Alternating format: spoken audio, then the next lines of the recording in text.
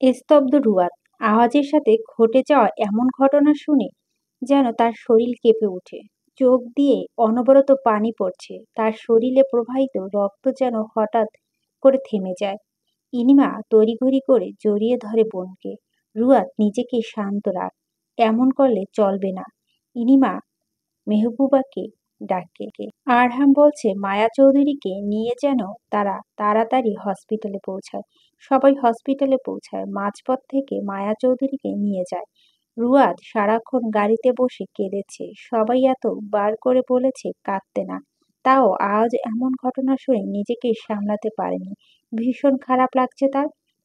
মেহবুবা তার মেয়েকে অনেক বোঝায়, না কোনো লাভ হলো না, মেয়ে কান্না বন্ধ হচ্ছে না। রুয়াদ এরকম আচরণে সবাই কিছুটা অবাক হয়। শুধুমাত্র এমন প্রতিকূল মুহূর্তে এইসব নিয়ে এত বেশি মাথা ঘামায়নি। মায়া চৌধুরী এসে ছুটেছে ছেলের কাছে। আওয়াজের এমন হয়েছে শুনে তার হৃদয় যেন কাতর হয়ে আছে। চোখে শান্তি মিটাবার জন্য তিনি ছুটলেন ছেলের কাছে। আওয়াজ খুব কম জায়গায় ব্যথা পেয়েছে, আবার যে জায়গাগুলোতে পেয়েছে সেগুলো একদম অনেক কম ক্ষত হয়েছে। ডাক্তার সব চেক আপ করে কিছু মেডিসিন লিখে দেয়, এগুলো খেলে ঠিক হয়ে যাবে। আজকের দিন হসপিটালে থেকে কাল বাসায় যাবে। মূলত আরাম আজ বাসায় নিতে দিবে না, তাই বাধ্য হয়ে আওয়াজকে এখানে থাকতে হচ্ছে। মায়া চৌধুরী কাঁদছে, ছেলেকে বুকে জড়িয়ে। আওয়াজ আর আরহাম অনেক বুঝিয়েছে তাকে, কিন্তু তার মনে ভয় সংকট কোনোটি দূর হচ্ছে না। আজ যদি তার আদরের ছোট ছেলের কিছু হয়ে যেত, নিজেকে কিভাবে ক্ষমা করত তিনি। মায়া চৌধুরী কখনো চায়নি ছেলে রাজনীতি করুক। এ অবাধ্য ছেলে আর কার কথা শুনে পরিবারের বিরুদ্ধে গিয়ে রাজনীতিতে যোগ দেয়। প্রথমে মায়া চৌধুরী এবং ফজলুল চৌধুরী মতো না দিলেও পরবর্তী সময়ে তারাও রাজি হয়েছে। আওয়াজ তার মায়ের মাথা হাত বুলাচ্ছে। মা, আমার তেমন কিছু হয়নি তো, তুমি এত কেঁদো না। কয়েকদিন যেতে দেখবে আমি ঠিক হয়ে গেছি একদম। মন মানছে না মায়া চৌধুরী। আরহাম এসে তার মায়ের হাত ধরে বলে, আওয়াজ ঠিক হয়ে যাবে, এখন বাহিরে চল, সবাই তো দেখা করা লাগবে। মায়া চৌধুরী ছেলেকে ছেড়ে যেতে চাচ্ছে না। আরহাম জোর করে বাহিরে নিয়ে আসে। এক এক করে ফজলুল চৌধুরী, মেহবুবা, হান্নান মজুমদার দেখা করে আসে। একসাথে একজনের বেশি মানুষ দেখা করতে পারবে না, হাসপাতাল কর্তৃপক্ষে নিষেধ করেছে। বাকি রইল ইলিমা আর রুয়াদ। আরহাম তাদের সামনে এসে বলে, এখন কে আগে যাবে বলো, দুজনে আমার খুব কাছের মানুষ। ইলিমা রুয়াদকে বলে, তুই আগে যা রুয়াদ। রুয়াদ মাথা নাড়িয়ে বলো, তুমি দেখা করে আসো। গলা অবস্থা 12টা বেজে গেছে রুয়াদের। আজ ঘামে গরমে রোদের মধ্যে থেকে ঠান্ডা লেগেছে। তার উপর আওয়াজের জন্য কেঁদেছে কতক্ষণ। সারাটা পথ রুয়াদ কেঁদেই কাটিয়েছে। ইলিমা টিস্যু দিয়েছিল, সেটা পুরোপুরি ভিজিয়ে ফেলেছে। এখন কাঁদলে শুধু ওড়নায় চোখ মুখ মুছে। ইলিমা আগেই দেখা করতে যায় আওয়াজের কাছে। আওয়াজ বেডে শুয়ে আছে, পিঠ ধরে গিয়েছে তার। এভাবেই শুয়ে থাকা যায় নাকি? কেমন আছেন দেবর সাহেব? ইলিমা কণ্ঠস্বর শুনে আওয়াজ তাকিয়ে সেদিকে। সোজা সাপটা বলে, এই তো ভালো আছি। ইলিমা আওয়াজের সামনে গিয়ে বলে, কোন কোন জায়গায় লেগেছে? এখনো ব্যথা আছে? তেমন লাগেনি, মেডিসিন দিয়েছে, এখন ব্যথা একটু কম।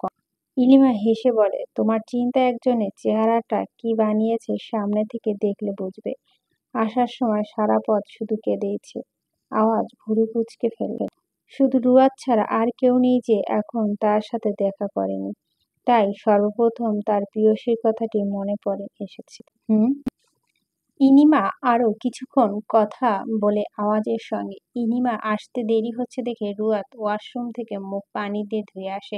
খুব বাজে লাগছিল তাকে। ইনিমা বের হয়ে আসে। এবার রুয়াদ যাবে। হাত পা কাঁপছে, বুক ধুকপুক শুরু করছে। আওয়াজকে একদম পুরোপুরি মন থেকে মেনে নেওয়ার পর এই প্রথম তার সাথে দেখা করবে। মনের ভিতর কেমন ভয় লাগা শুরু হয়েছে। না জানি আওয়াজ কি বলবে, সে নিয়ে দুশ্চিন্তা আসছে। আরহাম নিয়ে যায় রুয়াদকে কেবিনে। রুয়াদকে দিয়ে আসার পর সে চলে আসে আওয়াজ বেডের পিছনের দিকে বালিশ দিয়ে এখন হেলান দিয়ে বসে আছে, দু হাত বুকে গুজে আছে। ক্যাবিন ঢুকে রুয়াতে আর সাহস হয়নি সামনে এগোনের।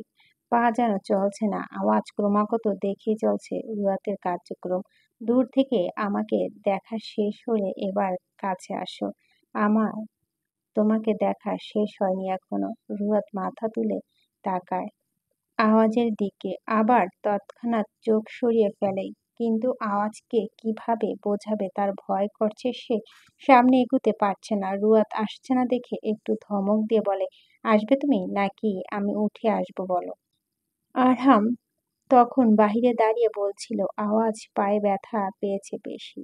আর রুয়াত কখনো চায় না তার জন্য আওয়াজের কিছু হোক, তাই দ্রুত পায়ে আওয়াজের সামনে গিয়ে দাঁড়ায়। আওয়াজ একটু সরে হাত ধরে রুয়াতে টান দিয়ে বসায়। বসতে বললে বসে না, তাই ইচ্ছে করে এমন করেছে। এত কাদার কি আছে?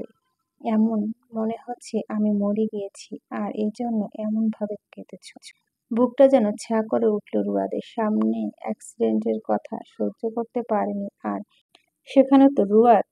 একটু নিচু স্বরে বলো, এমন কথা বলবেন না দয়া করে, আমার কষ্ট হয় খুব। আওয়াজ হাসে। তার প্রিয়সী যে তাকে ভালোবাসে এটা খুব সহজে উপলব্ধি করতে পেরেছে। এখন মনে হচ্ছে সে ব্যর্থ হয়ে যায়নি, শুধুমাত্র রুয়াদের মুখ থেকে শোনা অপেক্ষায়। কোথায় কষ্ট হয় তোমার? রুয়াদ আশেপাশে তাকায়। মাঝে মাঝে আওয়াজ এমন এমন প্রশ্ন করে উত্তর দেওয়া কোনো পথ রাখে না। আওয়াজ রুয়াদের হাতের তালুতে ছোট ছোট চুমু দেয়। রুয়াদ চোখ বন্ধ করে আছে। আওয়াজ হেসে বলে, এইটুকু সহ্য করতে পারছো না? বড় বড় জিনিস কিভাবে সহ্য করবে সেটা ভাবছো? সর্বাঙ্গ শরীর কেঁপে উঠে রুয়াদের। হসপিটালে রয়েছে, তারপরও তার এমন লাগামহীন কথাবার্তা যাচ্ছে না। এখন কেমন আছেন আপনি? আওয়াজের সম্পূর্ণ নজর রুয়াদের দিকে, কিন্তু বরাবরের মতোই রুয়াদের দৃষ্টি নিচের দিকে। এই তুমি আমার দিকে তাকাও। অন্য কোনো ছেলের দিকে চোখ তুলে তাকানো হারাম। তোমার সম্পূর্ণ নজর আমার উপর থাকবে। আমি পরপুরুষ নই। তাকাও আমার দিকে। রুয়াত একবার তাকালো, আবার চোখ সরিয়ে নেয়। আওয়াজের চোখ অতিরিক্ত লাল হয়ে আছে। এমন ভয়ঙ্কর চোখের দিকে তাকানোর সাহস নেই রুয়াদের। আওয়াজ তার প্রিয়সী থুতনিতে হাত রেখে মাথা উঠিয়ে দেয়, চোখ মুখ লাল বানিয়ে ফেলে। একদম আমায় দেখো, তোমার থেকে একদম ভালো আছি, একটুও ভালো নেই আপনি। কিভাবে এসব হয়েছে? আওয়াজ রুয়াদের দিকে তাকিয়ে আছে। রুয়াদকে কখনোই বলা যাবে না, যদি জানে রাজনীতি বিষয়ক ঝামেলা নিয়ে এমন হয়েছে। এভাবে ভালোবেসেছে তখন ভালোবাসা ভও বাসবে না। আজ দেখা করতে চেয়েছিলে। বড়সড় ঢোক গেল রুয়াদ। জি, আপনি অনেক ব্যস্ত ছিলেন। হ্যাঁ, তোমার সাথে মেয়ে চলে গিয়েছিল। তুমি কেন দাঁড়িয়েছিলে? কলেজে তুমি ছাড়া আর কোনো মেয়ে ছিল না, আমি যা দেখছি। চলে আসতে পারলেন না? কত ছেলে ছিল। সেফটি জিনিস বুঝো তো আসলে। আমার শেষ কথাটু জোরেই বলেছে। রুয়াদ তো তার সাথে কথা বলতে গিয়েছিল। আপনি অসুস্থ আর এটা হসপিটাল, দয়া করে জোরে কথা বলবেন। শান্ত হও আওয়াজ, পরে বার থেকে মন থেকে জানো, আর ভুলে গেলে সেটা জন্য শাস্তি পাবে। এখনকারটা তোলা থাকলো। আশা করি বুঝেছ। মাথা নাড়ায় রুয়াদ। আমি আসি এবার। আওয়াজ হাত ছেড়ে দেয় রুয়াতের। মেয়েটি সামনে থাকলে নিজেকে বড্ড বেসামাল লাগে। ইশারায় বলে চলে যেতে। রুয়াদ চলে আসে বাহিরে। হান্নান মজুমদার আবার দেখা করে আসে আওয়াজের সাথে। রুয়াদ মেহরুবার পাশে দাঁড়িয়ে আছে। মায়া চৌধুরী চলে যাবে একটু পর বাসা। আওয়াজের সাথে আরহাম থাকবে। আরহাম কাউকে থাকতে দেয়নি, সবাইকে বাসায় যাওয়ার জন্য তাড়া দিচ্ছে। ইনিমা আরহামের পাশে দাঁড়ায়। তুমি কিভাবে সব দিক সামলাবে? আমি থাকি না হয়। আরহাম ইনিমার কাঁধে হাত দেয়। আমি পারবো সামলাতে। তুমি অসুস্থ, এখন বাসায় যাও, ফ্রেশ হও, রেস্ট নাও। কাল না হয় একবার আমাদের বাসা থেকে ঘুরে এসো। এই ফাঁকে আওয়াজকেও দেখেছি। আচ্ছা। আরহাম সবাইকে গাড়ি থেকে উঠিয়ে দেয়। আওয়াজ বলছে জলদি কাজ সেরে তার কাছে যেতে, আর আরহাম ও তাই করলো। কেবিনে দুজন পুলিশ এসেছে। আওয়াজের অ্যাক্সিডেন্টের খবর মুহূর্তে ছড়িয়ে পড়েছে। হসপিটালের কর্তৃপক্ষ শুধুমাত্র আওয়াজের জন্য নিয়ম লঙ্ঘন করেছে। পাশে কেবিন থেকে শাহেদকেও নিয়ে আসা হয়েছে। আওয়াজের থেকে শাহেদের বেশি ক্ষতি হয়েছে। হাতের কনুই আর পা ছিলে গিয়েছে একদম। গাড়িটার অবস্থা খুব খারাপ হলেও আওয়াজে তেমন লাগেনি। আওয়াজের প্রথমত ভুল হচ্ছে গার্ডদের ছাড়া কোথাও যাওয়া। কোনো পলিটিক্যাল কারণ ছাড়া আওয়াজ গার্ড সাথে রাখে না। এটাই হচ্ছে তার সর্বোচ্চ ভুল। আওয়াজ সোজা হয়ে বসে, তার দৃষ্টি জানালার দিকে। আমি পুরোপুরি সুস্থ না হওয়া পর্যন্ত আপনারা ইকরামুলকে কোনো রকম শাস্তি দিবেন না। আরহামের রাগ হয় আওয়াজের কথায়। এমন কথা কোনো ভিত্তি আছে? মানে, যা মনে আসে তাই বলে। কেন? আবার যদি কোনো ক্ষতি করার চেষ্টা করে তখন? শাহেদ আরহামের কথায় একমত। শুধু স্যারকে ভয় পায় বলে আজ আরহামের সাথে চিৎকার করে সহমত কথাটি বলতে পারছে না। আর আইন সবার ঊর্ধ্বে, সেখানে আওয়াজের এইরূপ কথা মেনে নিতে পারছে না পুলিশ প্রশাসন। দেখুন মিস্টার চৌধুরী, আমরা আইনের লোক, আর আপনার ওপর এইরূপ অ্যাটাক এসেছে। আমরা যদি ঘাপটি মেরে বসে থাকি, আমাদের উপর কোনো অফিসার একটা জানালে সমস্যা হবে। আপনি সুস্থ হয়ে উঠুন, আর আমরা ইকরামুলকে শাস্তি দেওয়ার ব্যবস্থা করছি। আপনার আর এসব বিষয় না জড়ানোই ভালো। আওয়াজ শান্ত স্বরে বলল, আইন আমি আপনাদের দেখাবো। শুধু বেশি না, 3টে দিন আমার সময় দিন। আমি সুস্থ হয়ে নিই, তারপর আমার ব্যাপার আমি বুঝবো। আমার ব্যক্তিগত বিষয় কারো না জড়ানোই ভালো। পুলিশ প্রশাসন হকচকিয়ে গেল। আওয়াজ তার কথা আবার তাকে ফিরিয়ে দিল।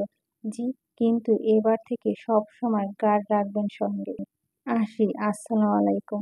পুলিশ চলে যায়। শাহেদকে ধরে একটা নার্স তার কেবিনে দিয়ে আসলো। আরহামের মেজাজ গরম হচ্ছে। প্রতিবার তার ভাই তেড়ামি করে আর শেষ অস্ত্রের সাহায্য নেবে। কিছু কিছু সময় মানুষের কথাও শুনতে হয়। আজ বিরক্তকর শব্দ করল, কথা বলো না, আমার কারো কথা শোনার প্রয়োজন নেই।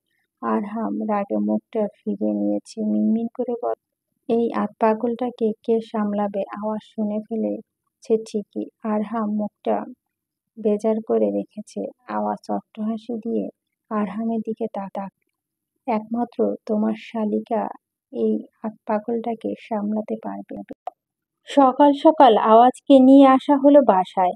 শাহেদ হসপিটালে, ওর অবস্থা বেশি খারাপ। আরহাম সকালে আওয়াজকে নিয়ে বাসায় আসে। কাল রাতে হসপিটালে তুমুল ঝগড়া শুরু হয় দুজনের। আওয়াজ যেহেতু খুব কম জায়গায় ব্যথা পেয়েছে, তাই সে আর হসপিটালে থাকতে ইচ্ছুক নয়। মাথা শুধু ইকরামুলকে কিভাবে শাস্তি দেবে সেটা ভাবছে। মায়া চৌধুরী ছোট ছেলেকে দেখে জড়িয়ে ধরে। একপাশে আরহাম ধরে আছে। আওয়াজের ব্যথা পায়ে সে দাঁড়িয়ে থাকতে পারছে না। মায়ের মাথা হাত বুলিয়ে বলে, মা, তোমাকে আর কত বোঝাবো বলো? আরহাম বিরক্ত স্বরে বলল, আহ মা, ওকে ছেড়ে দাও এখন। এতক্ষণ এভাবে দাঁড়িয়ে থাকবে? রুমে যেতে দাও ওকে। মায়া চৌধুরী আওয়াজকে ছেড়ে দিল। তার দু গালে হাত দিয়ে ছেলের কপালে চুমু খেলো। আমি চাই তুই সব জায়গায় ভালো থাক বাবা। আওয়াজ হাসে। আরহাম আর মায়া চৌধুরী ধরে নিয়ে যায় রুমে। তারা রুম থেকে চলে যাওয়ার পর আওয়াজ একা একা চেঞ্জ করে ফেলে। এই সময় রুহাতকে মনে পড়ছে খুব।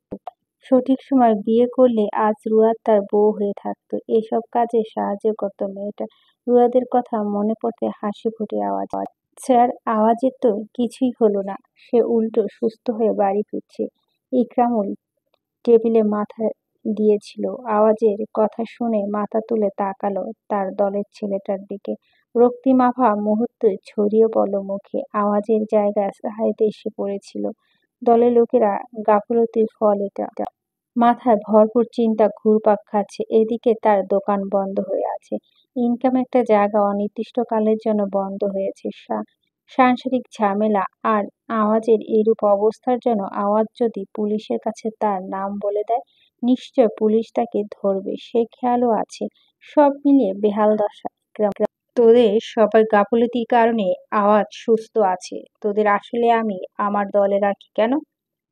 কেন এত টাকা দিই মাঝে মধ্যে সেটাই বুঝতে পারছি না। এমন লম্পট কতগুলোকে রেখে আমি নিজেই দুর্নাম করছি। ইকরামুল চিৎকারে ছেলেরা একদম চুপসে যায়। বাকি সবাই লজ্জা মাথা নিচু করে ফেলে। ইকরামুল যে শুধু আজ তাদের এসব বলছে তা নয়, এটা তার নিত্যদিনের বলার কথা। এমন কোনো দিন নেই যে ইকরামুল তাদের দলের লোকেদের উপরে চিৎকার করেনি। রাগে ফুঁসছে সে। আওয়াজের দলে আশরাফকে জলদি বলে আমার সাথে দেখা করতে। কাল দেখলাম না ওকে, বউয়ের সাথে সময় কাটাচ্ছে নিশ্চয়। কটমট করে কথাটি বলে ইকরামুল তার মনে চাচ্ছে আর আশরাফকে মাটিতে পুঁতে ফেলতে। মেজাজ চরম গরম আছে।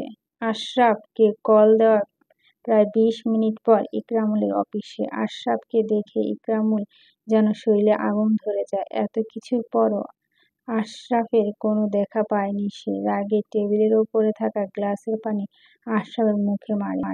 খুব আনন্দ আছিস তাই না? খুব ফুর্তি করছিস? একবারও কাল দেখা করতে আসলি না? বলছি না আওয়াজের সম্পূর্ণ প্ল্যান আমায় জানাবি, কিন্তু তুই কি করছিস? আর তুই জানিস আওয়াজের জন্য আমার সব দোকান বন্ধ হয়ে গিয়েছে? শুনছি কারো থেকে। আওয়াজ এত প্রমাণ কোথা থেকে পেয়ে বল? আশরাফ লজ্জা মাথা নিচু করে আছে। তার বইয়ের ডেলিভারি ছিল কাল। এমন না যে আওয়াজের কাছেও গিয়েছে, কারোর সাথে দেখাও করে। বইয়ের জন্য চিন্তার কোনো কিছুর খবর নেওয়া হয়নি। ইকরামুল যে প্রতিশোধের আগুন পাগল হয়ে গিয়েছে বুঝতে বেশি সময় লাগলো না আশরাফের। নিজেকে তটস্থ করে বল, স্যার আমার বইয়ের কাল ডেলিভারি ছিল।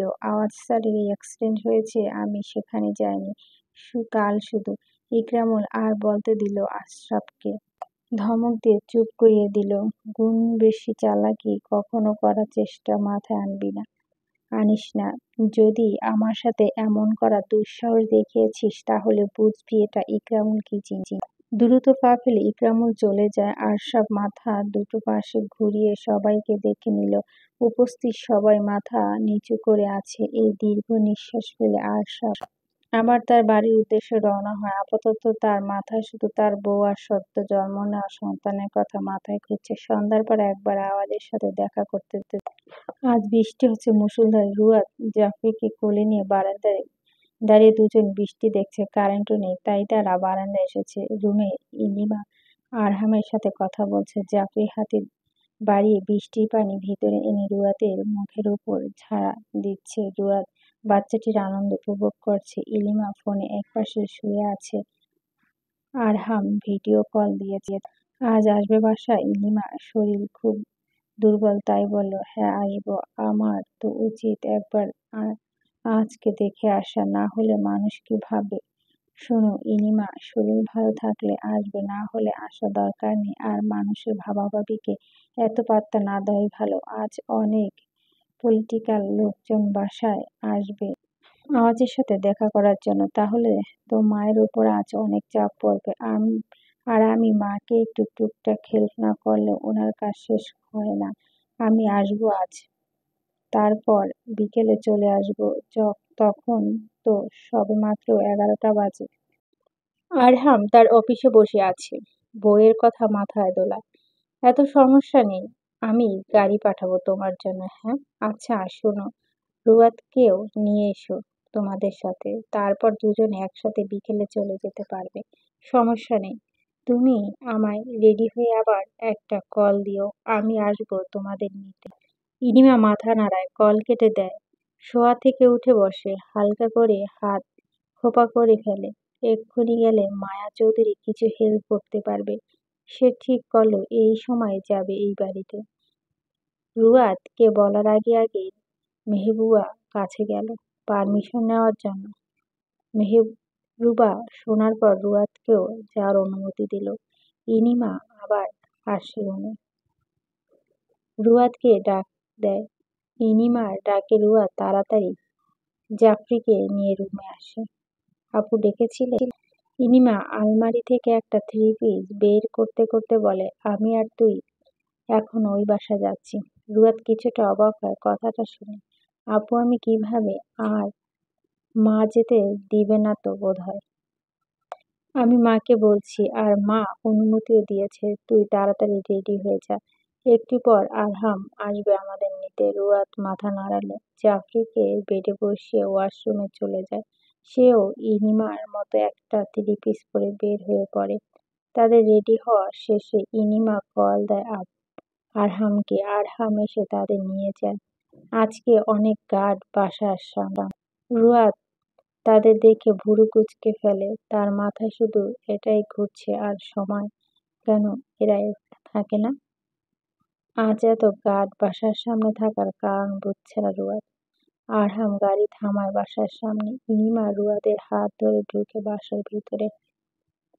মায়া চৌধুরী বেশ অবাক হয় তাদের দেখে। এসে ইনিমা আর রুয়াদকে একসাথে জড়িয়ে ধরে। তোমরা আসবে আমি ভাবিনি, এসেছো আমি খুব খুশি হয়েছি। ইনিমা এক হাত দিয়ে জড়িয়ে ধরে মায়া চৌধুরীকে। আপনার ছেলে বলল আজ বাসা অনেক অতিথি আসবে, আমাদের আরো পরে আসার কথা ছিল, কিন্তু আপনি একা সামলাতে পারবেন না কিনা সবকিছু, তাই তাড়াতাড়ি এসে পড়েছি। রুয়াদ ইনিমার দিকে তাকায়। তার বোন একবারও বলেনি আজ যে এ বাসা অতিথি আসবে। মায়া চৌধুরী হেসে বলে, আচ্ছা যাও, তোমরা আওয়াজের সাথে দেখা করে এসো। তোমাদের দেখলে আমার থেকে বেশি অবাক হবে। ইনিমা সোজা হয়ে দাঁড়ায়। জি মা, যাচ্ছি। কিন্তু বাবা বাসায় নেই।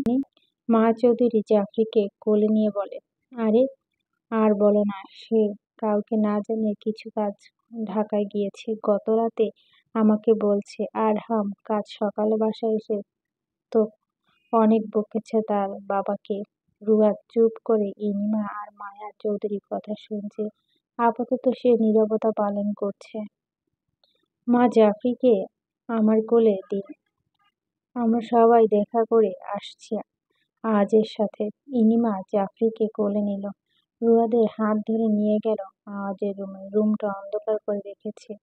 রুয়াদ ইনিমাকে বলল, আপু, উনি মনে হয় ঘুমাচ্ছে। গলার স্বর একটু উঁচু করে ইনিমা বলল, দেবর সাহেব ঘুমাচ্ছেন আপনি? আওয়াজ রুমের সব লাইট বন্ধ করে শুয়েছিল। ইনিমার কথা শুনে ঘুম উঠে যায় তার। উঠে বসে। না, লাইট অন করুন, ঘুমাইনি আমি। ইনিমা লাইট জ্বালিয়ে দেয়। আওয়াজ হঠাৎ রুয়াদকে দেখে ভূত দেখার মতো চমকে যায়। ইনিমার সাথে যে রুয়াদ আসবে এটা যেন বিশ্বাস হচ্ছে না। ইনিমা আওয়াজের পাশে দাঁড়ায়। জাফরিকে আওয়াজ তার কাছে টেনে নেয়। মেয়েটা চাচ্চুকে পেয়ে তার বুকে মাথা দিয়ে ফেলে। আওয়াজ আধশোয়া হয়ে বসে আছে। কি অবস্থা এখন তোমার? আওয়াজ মাথা নাড়ায়। আলহামদুলিল্লাহ, আগের থেকে অনেকটা ভালো আছি। এখন এসেছেন? ইনিমা হেসে বলল, এই তো কিছুক্ষণ আগে এসেছি। আওয়াজ রুয়াদের দিকে তাকিয়ে ছোট করে উত্তর দেয়, ও আচ্ছা, আমি মায়ের কাছে যাই। রুয়াদ, তুই কথা বল আমার সাথে, আমি একটু মাকে হেল্প করি গিয়ে। রুয়াদ বাধ্য মেয়ের মতো মাথা নাড়ালো। ইনিমা চলে গেল। আওয়াজ চোখগুলো ছোট ছোট করে রুয়াদের দিকে তাকিয়ে আছে। ওদিকে ঘুরো। রুয়াদ বুঝলো না আওয়াজের কথা। বুঝিনি। আওয়াজ কাট কাট গলায় বলল, ওদিক ঘুরতে বলছি। রুয়াদ অবুঝের মতো ওর ঘুরল।